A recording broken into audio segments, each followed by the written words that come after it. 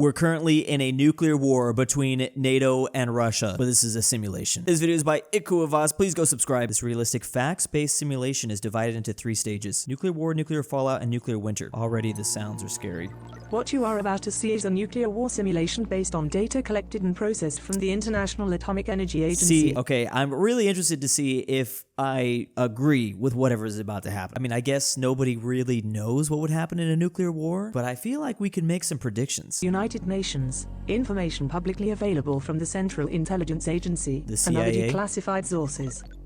On The these purpose classified of this forces. simulation is to provide a visualization of the global consequences of a nuclear. I mean, here's the thing. We've been thinking about this situation for 70 plus years now. Oppenheimer tested the first nuke in 1945, so maybe longer than that, almost 80. But of course, things didn't get really heated, pardon the pun, until 1945 when the Soviets detonated their first atomic bomb. War between the Russian Federation and state members of NATO. Even though simplified See, to a something great degree, also it we need to shows keep in a in clear mind and realistic way the outcome of a nuclear war.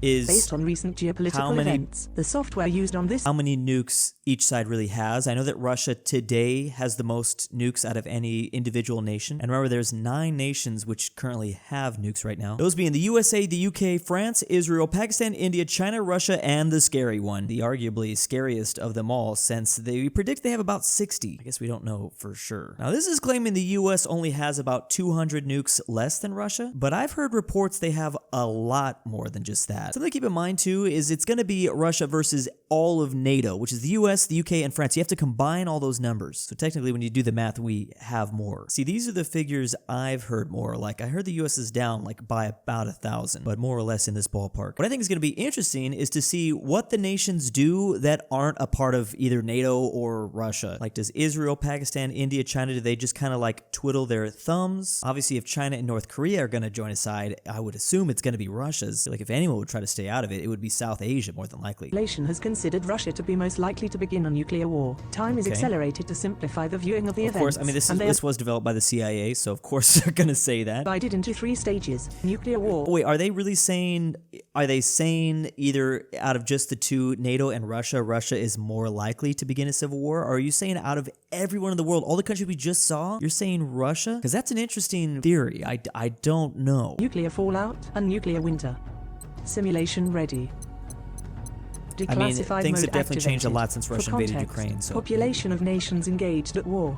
NATO. Yeah, see, these are crazy figures. The US has about 333 million, but when you add all the NATO countries together, it's almost 1 billion. Turkey's really helping out with a lot of that population. Russia does not have much people, but in this situation, it doesn't matter. I mean, we're just launching nukes. People are gonna go. They're gonna get Thanos snapped, basically. Member states have 944 million people. The Russian Federation has Jeez. 145 million people. This is Stage 1. Okay, here we nuclear go. war. is it gonna talk about exactly how time. this happened? 1 hour. So we're just jumping straight into the whole reason why it started. It doesn't matter. 1 hour in and we already have 7.3 million casualties. I wonder if these dots are accurate. I mean, I guess that's somewhat DC. I mean, if they were going to launch nukes, wouldn't they hit New York too? This looks like it's hitting like San Francisco. Why not also Toronto first, their capital? I mean, this is maybe a little bit of a weird thing to say, but if I'm Putin and we're just blowing up the whole world, I'm launching on the capitals, right? I mean, especially because a lot of these countries have most of their people, most of their power in the capital, specifically in Europe. US and Canada have things a little bit more spread out. There's more room to work with. Something else to keep in mind, because this video is a little bit older, is Finland is now technically a part of NATO, but back when this simulation was created, they weren't. All right, so the 2 hours.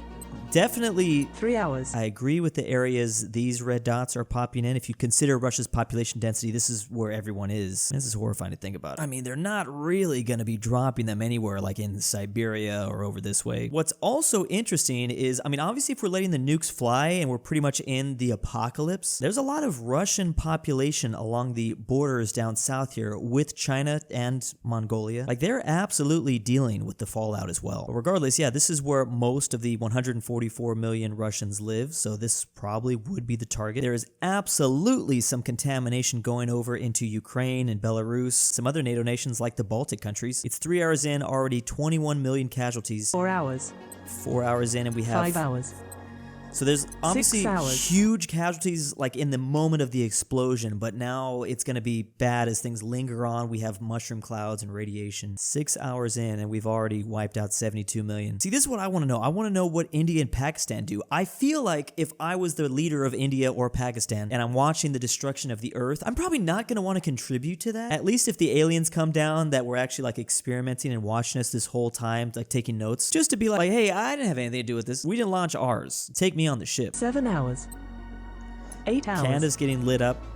9 hours. I'm glad that, again, Canada's, most of their population is down here, so that would be the spot. Is it worth it to nuke Anchorage, Alaska, or Honolulu, Hawaii? I mean, I guess. I guess Russia does have 5,000 nukes or more, 6,000 nukes, so you might as well just hit 6,000 of the biggest targets. I'm absolutely sure there is a list somewhere in Russia where they would put their first, 1,000 nukes, like every single city in an order. I would love to take a look at it in a horrifying way, because they're not just nuking the US, they gotta nuke all of Europe too. This is so weird to talk about.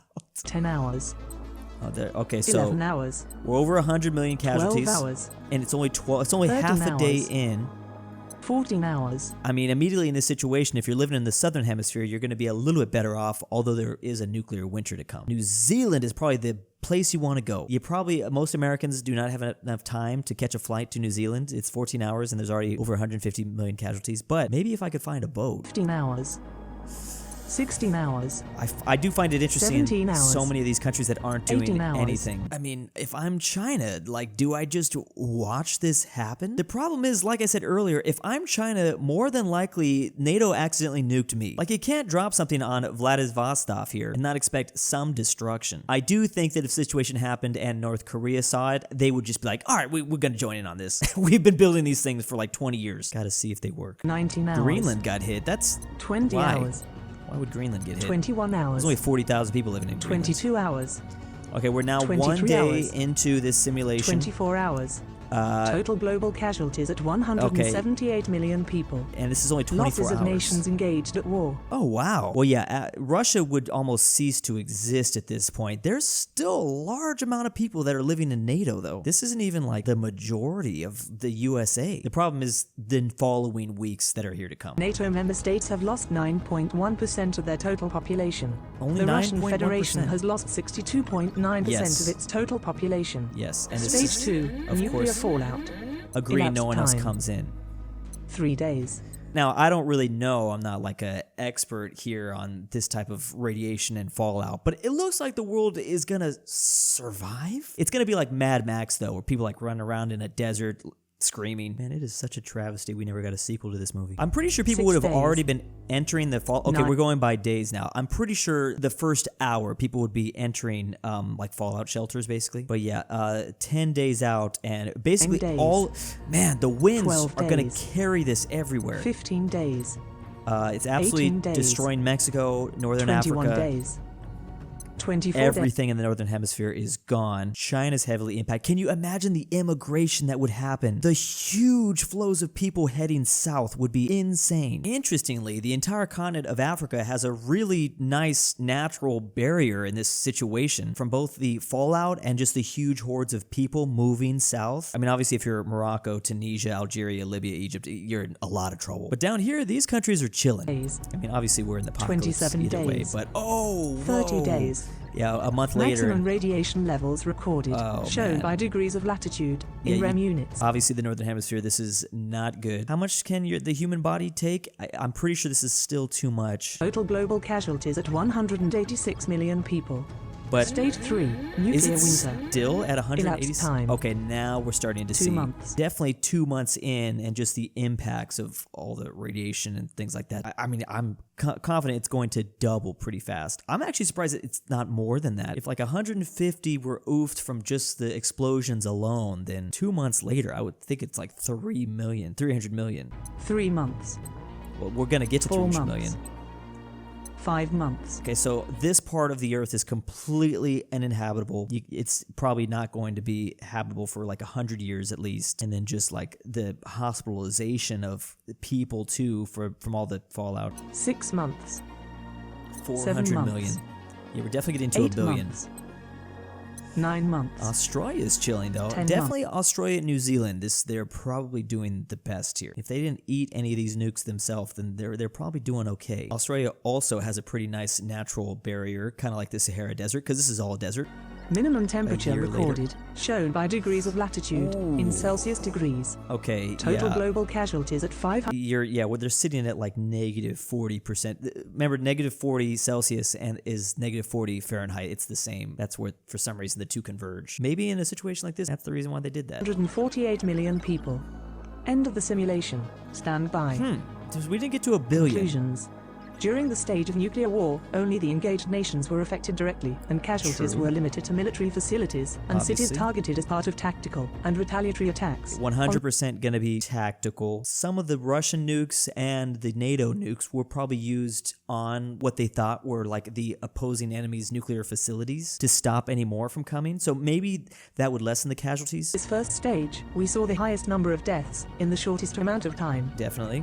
During the stage of nuclear fallout, irradiated material in the form of dust was carried by wind. I mean, the first stage there was 180 something, so that like tripled at least because of all the impacting things around it. To every corner of the planet, causing deaths related to radiation sickness and setting the stage for a nuclear winter. Deaths in this period increased relatively slowly. This is reminding me of the Demon Core, obviously. It's like we literally flashed that blue light around the world and everyone, only had a certain amount of time to live, basically. During the stage of nuclear winter, the presence of dust in the atmosphere dropped temperatures worldwide. See, this would be the real problem. I know we stopped at 10 months later, but the plants, the animals, the life that we lost as well, this would impact us for years. For years. It's getting to 1 billion. We stopped at 10 months, but in 10 years, it'll probably be ultimately about 1 billion. Causing mass deaths of plants, animals, and people who could not adapt. Mass famine during this period resulted in the largest amounts of deaths the northern for the hemisphere entire that got conflict. wiped out, which is where a lot of the land conclusion actually of this is. simulation is that no country on Earth will be safe in the event of a nuclear war. The policy of mutually assured destruction That's why is I'm truly wondering mad. what India, China, Pakistan, they all do with their nukes. They just watch it happen.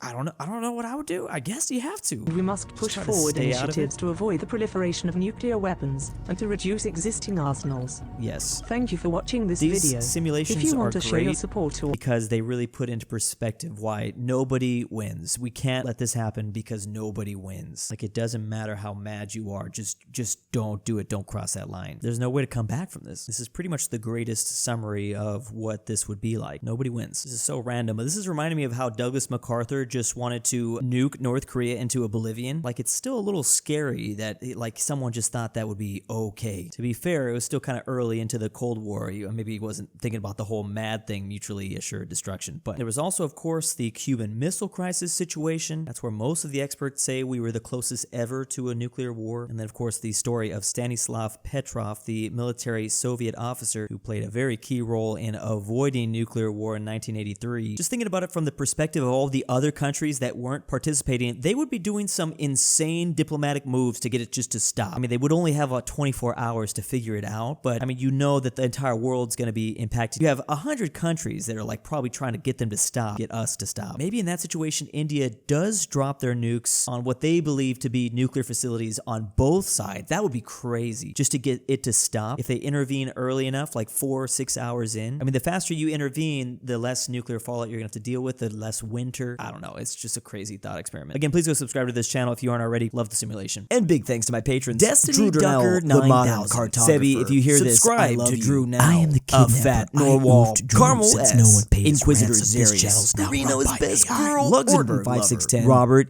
RyeThePie, TheGreatRalphy, the Mexican Wicked Hamster, 760, JohnDenver, JohnDenver, Lad, GoodOldRyah, and Jack Traven's annoying friend. And why am I doing this?